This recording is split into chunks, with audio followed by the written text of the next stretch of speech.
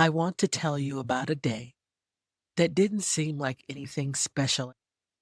I had just gotten back from spending time with someone I loved, someone I always made time for, someone I always showed up for. And I remember walking back to my own house, and something was off. Not dramatically off, just that feeling. You know the one. That specific kind of tired that has absolutely nothing to do with how much sleep you got the night before. The kind that lives behind your eyes, that makes your brain feel like it's spinning inside your skull.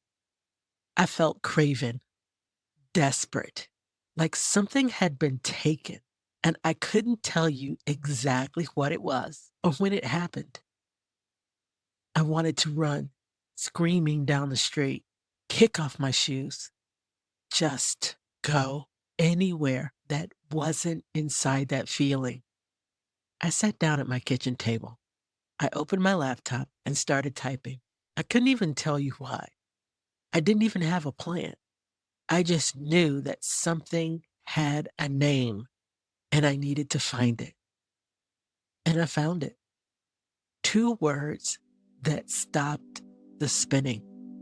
Two words that made that craven, desperate feeling suddenly make complete sense. Emotional vampire.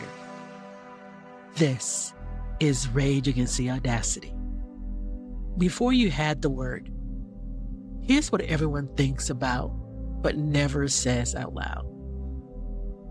It doesn't always hit you when you get home. Sometimes it happens right there in the moment, when you're in the room with them, mid-conversation, mid-sentence. You're sitting across from someone, and out of nowhere you feel it. This heaviness, like a thick blanket dropping all over you from the inside out. Your eyes go heavy. Your reserves just empty.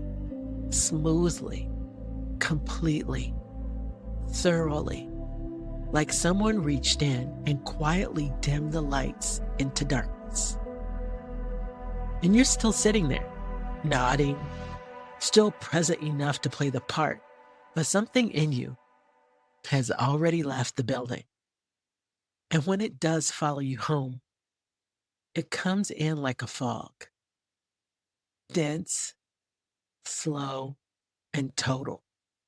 It doesn't announce itself. It just settles.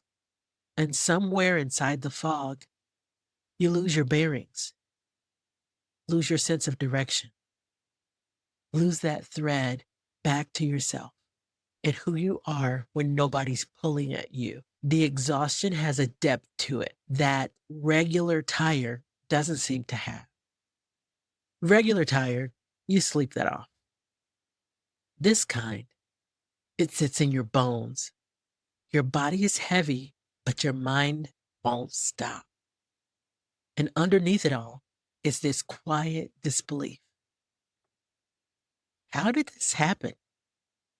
How did this happen again? Because you knew, you always know. Not when you walk through the door. Before that, the moment you said yes, the moment you typed, sure, I'm on my way. Or you picked up the phone and heard yourself agreeing to something, every cell in your body was already voting against. And as time gets closer, the alarm bells start, quietly at first, then louder. You're getting your keys, you're pulling out of the driveway, and somewhere in the back of your mind, that small, clear voice is saying, you know how this is going to end. Because you always go anyway. Because this time will be different is the most expensive lie we tell ourselves about the people we love. So there I was, sitting at my kitchen table, laptops open, typing into the search bar like my life depended on it. And the internet, for once in its life, delivered. An emotional vampire is a person who consistently drains you. emotionally, physically, sometimes both at the same time, through what should be normal, everyday interactions. Intense demands on your attention, manipulation, playing victim, overstepping every boundary you set. Emotionally immature and toxic, with no let up and no growth. And I want to tell you what happened in that moment because it wasn't what I expected. It wasn't rage. It wasn't some dramatic lightning bolt of vindication. It wasn't even sadness. It was calm. This quiet, settling calm, like something had been vibrating at a frequency just below my awareness for years, finally went still. Like the universe picked up a chair, sat down next to me at that kitchen table and said, "There's a name for this. You're not crazy. You're not too sensitive. You're not the problem." And here's why that matters. Because if you found your way to me, talking in your ear right now, the same way I found that search result, typing something desperate into a search bar, sitting in your car in your own driveway because you need 5 minutes before walking back into your life, you weren't looking for a label. You were looking for proof. Proof that what you'd been living inside is real. Proof that the exhaustion makes sense. Proof that you didn't imagine it. But here's the thing about finally having the word. Once you have it, you start seeing everything differently. You start looking back at moments you explained away, dismissed, blamed yourself for, and the pattern becomes impossible to unsee. So let's you and I look at this together. Before we go any further, I want to be clear about something. When I say emotional vampire, I'm not talking about your friend who called you crying at midnight because their life fell apart. I'm not talking about the person who had a bad season and leaned on you harder than usual. We all have these moments. We all need to be held sometimes. I'm talking about a pattern, pervasive, consistent, the same outcome every single time, no matter how much time passes, no matter how much grace you extend, no matter how many times you show up. For anyone who has never encountered one of these people, or who maybe think they haven't, they're not the caricature. They're not the psychological thriller villain with the dead eyes and the sinister smile that you can spot from across the room. They're not wearing a warning sign. They are regular people living regular lives around you. They're at the dinner table. They're in your text messages and in your emails. They're in your meetings. They're sitting across from you at Sunday brunch. So if you think you'll see them coming, you won't. You'll feel them. And I want to tell you something else. These people don't all look the same. I've met this person more than once in my life. Different faces, different relationships, same familiar feeling walking away. Because they exist on a spectrum. And some of them you might not recognize right away. Some of them look like love for a long time before you see them clearly. So we're going to go through 3 types to look out for. Type 1, the slow drain. This one's subtle, almost invisible at first. They don't take a lot at once. They never do anything dramatic enough for you to point to and say, yeah, there's that thing. That's why I'm exhausted. It's always just a little of your peace, a little of your patience, a little of your attention pulled consistently and completely in their direction. They talk a lot. They talk a lot. Not conversation, monologue. You are the audience, and the audience does not get a turn. Your job is to receive, to respond, and to reflect back, to keep the energy flowing toward them like a current that only runs in one direction. And they need to be right, always, about everything. It doesn't matter how small the thing is, how inconsequential. They will hold a position until you either agree or give the fuck up. And conversations with them start to feel like one of two things: combat or torture. You either leave having fought your way through it or having just surrendered to survive it. Either way, you leave exhausted. And they need to be in control of the conversation, of the plan, of the narrative, of you, not loudly necessarily, just persistently. A quiet gravitational pull that somehow always ends with everything revolving around them. You don't notice the drain at first. You just notice that after a while, the thought of spending time with them makes you tired before you even leave the house. That you find yourself editing yourself down to almost nothing just to keep the peace. That you can't remember the last time they asked you how you were and actually waited for the answer. Type 2, the crisis vortex. Everything is urgent. Everything is now. Everything requires you.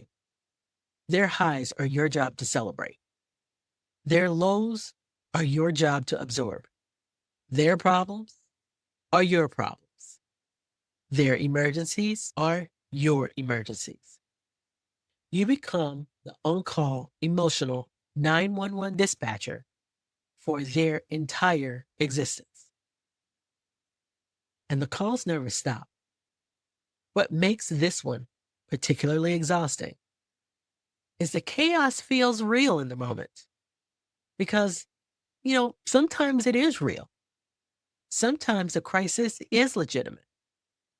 But with this person, there's always another one right behind it. The moment one fire is out, another one ignites. And somehow you are always the only one with the water. And here's the part that will make your stomach drop if you don't recognize it. When your emergency arrives, when you need the 911 dispatcher, the line is busy. Suddenly, they're overwhelmed. Suddenly, it's not a good time. Suddenly, the conversation finds its way back to them before you've even finished your sentence. Type 3, the guilt feeder. This one is the quietest. And because of that, it's the most dangerous. They don't demand. They simply imply. They don't ask. They sigh. They don't come at you directly. They circle. Passive-aggressive communication, that's their native language. The pointed silence, the loaded sigh, the comment that isn't quite a comment, the help that comes with just enough resentment attached to make sure you feel the weight of receiving it. They play victim so consistently and so completely that you often forget that you were the one that was hurt. Suddenly, you're defending yourself for having feelings about something they did to you. And they're always watching for the moment your guard is down, for the moment they can slide in something that stings just enough to remind you of your place. A backhanded compliment. I've heard some people call it a compliment. An unsolicited observation about you, your life, your appearance. A comparison to someone who does it better. A well-timed guilt trip dressed up as love. When I die, you're going to miss me. No one ever listens to me. I wish I had someone who wanted to spend time with me. And if you react, If you finally say something about the boundary they just bulldozed right through, suddenly you are the problem. There you go again. You're sensitive. You always run. You're mean. You're arrogant. The greatest hits. And here's what all three types have in common. They make you feel like you are becoming toxic, like your exhaustion is the problem, like your need for reciprocity is unreasonable, like wanting to be seen and heard and considered makes you difficult. They deplete you so thoroughly that you can't care for yourself. You can't be productive, can't think straight. And even when you're not with them, you still feel them. The conversation loops. The thing they said sits in your chest and on your soul for days. But here's the thing I want you to hold on to. The longer you are away from them, the more you start to come back to yourself. Slowly, quietly, like your own energy, remembering where it lives. That contrast, that's not a coincidence. That's information to file away for later. I want to tell you something. I couldn't have told you this while I was still living in the middle of it. Looking back now, I can see it so clearly. Again, not with rage, not even with sadness. I guess it's with clarity. The kind that only comes when enough time and enough distance have passed when you can finally see the shape of the thing. The person I kept going back to, the one who howled me out every single time. I really love them. Genuinely, completely. And somewhere deep in me, I believe that if I just showed up enough, gave enough, was patient enough, one day it would be my turn. One day the ledger would balance. One day they would finally see me the way I had always seen them. That day never came. And here's what I understand now that I couldn't see then. It was never coming. Not because they were evil, not because they didn't love me in whatever way they were capable of loving, but because they didn't have it to give. Some people don't. You can't withdraw from an account that was never funded. And I kept showing up to a bank that had been empty the whole damn time, hoping that this time, this visit, something would have changed. What I know now is that wiring ran deep, deeper than logic, deeper than knowing better. Some of us were taught early, very early, that our needs were not the priority, that we were the strong one, that no one had to worry about. And at the time, that may have even felt like a compliment, like recognition or something, that you are capable, that you are resilient, and that someone saw that in you. But it was permission to overlook your needs while everyone else's were mandatory. You became the one who could handle it, the one who would figure it out, the one who didn't need what everybody else needed. And you believed it because you were a child. And children believe whatever they are told about themselves.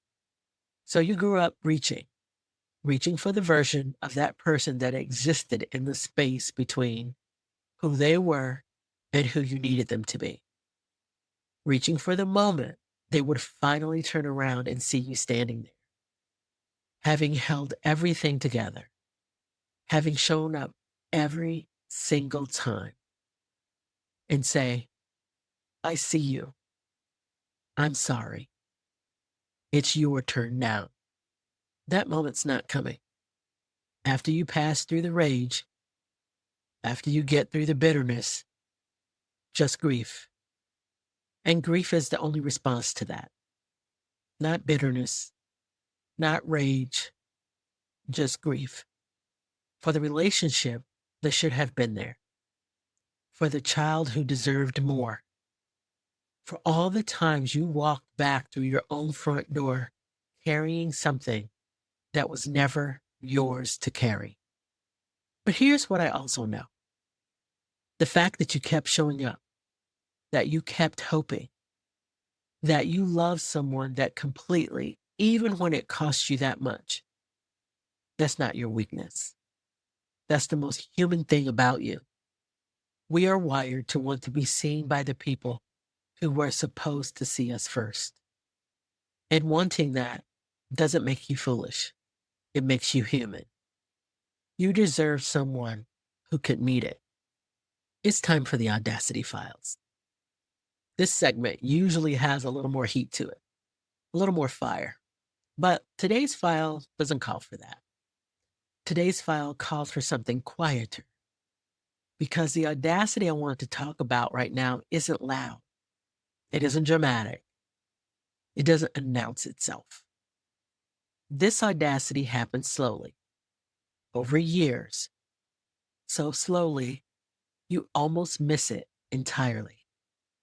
I want you to imagine a child, smart, perceptive, the kind of kid who notices everything, picks up on things adults don't think children see, asks the questions nobody wants to answer, genuinely exceptional in their awareness of the world around them. Now imagine the adult responsible for that child looks at all of that, and instead of nurturing it, they feel threatened by it. Not consciously, maybe. Not with malice, necessarily. But that child's brightness, their sharpness, their ability to see clearly, that makes them harder to manage, harder to control, harder to keep in the box that makes the adult's life easier. So the work begins quietly and consistently, the way all slow drains work.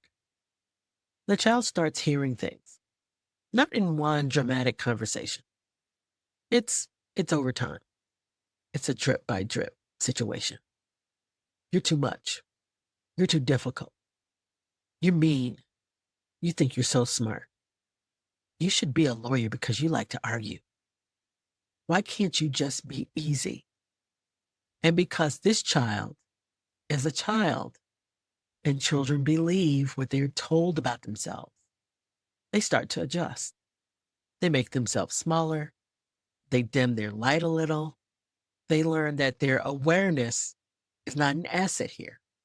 It's an inconvenience. And inconveniences, they get managed. And then something else starts happening. That same adult who needed the child to be smaller also needed the child to be useful. So they pull them close in a different way. They start sharing things that have no business living in a child's mind. The state of the marriage, the weight of their unhappiness, the complicated, tangled mess of their inner adult life. And that child, who was just told they were too much, is now being asked to hold everything, to be the confidant, the sounding board, the therapist, the emotional container for an adult who has nowhere else to put it. Too much to be loved easily, but useful enough to carry the weight. Do you understand what that does to a person over time? That child grows up not knowing who they are outside of what they can do for people. They grow up believing their needs are secondary, that their feelings are an inconvenience, that love looks like being needed, but never quite seen. They grow up reaching for validation that never fully comes, for the version of that parent that exists just out of reach, showing up, giving, hoping. And every time they walk away from that relationship feeling hollow, feeling familiar spinning behind the eyes, they wonder what's wrong with them. Nothing was ever wrong with them. The drain started before they know they were being drained. That is the long game of an emotional vampire. And that, my friends, is the audacity. So here we are. You came into this episode maybe already knowing something was off. Maybe you've been knowing for a long time. Maybe you've had the word for years, or maybe you just got it today, sitting wherever you are with me talking in your ear. Either way, you know it now, and knowing changes things, whether you're ready for it or not. I want to be clear before we close out. This is not a call to burn everything down. This is not an invitation to cut everyone off or start viewing every difficult person in your life through a lens of suspicion. That's not what this is about. This is recognition. That's it. That's the whole thing. Because you cannot make an informed decision about a relationship you can't see clearly. And for a long time, a lot of us couldn't see it clearly. We were too close, too tired, too busy blaming ourselves. You are not a utility. You are not a generator. You are not an emotional landfill for everyone else's unprocessed feelings. The fact that you are capable of holding space for other people, the fact that you show up, the fact that you love hard, that you keep reaching even when it costs you. Those are not weaknesses to be exploited. They are qualities that deserve to be reciprocated. And if they are consistently not being reciprocated, that's not a personal failing. That's information to hold for later. That calm that washed over me at the kitchen table that day, it wasn't the end of anything. It was the beginning of being able to see clearly. And seeing clearly is where every important decision starts. You deserve relationships that leave you feeling more like yourself, not less. If this hits close to home, take a moment and sit with it. You don't have to do anything right now. Just let it land. And if someone came to mind while you were listening, you already know what that means. This is Rage Against the Audacity. We'll see you next time.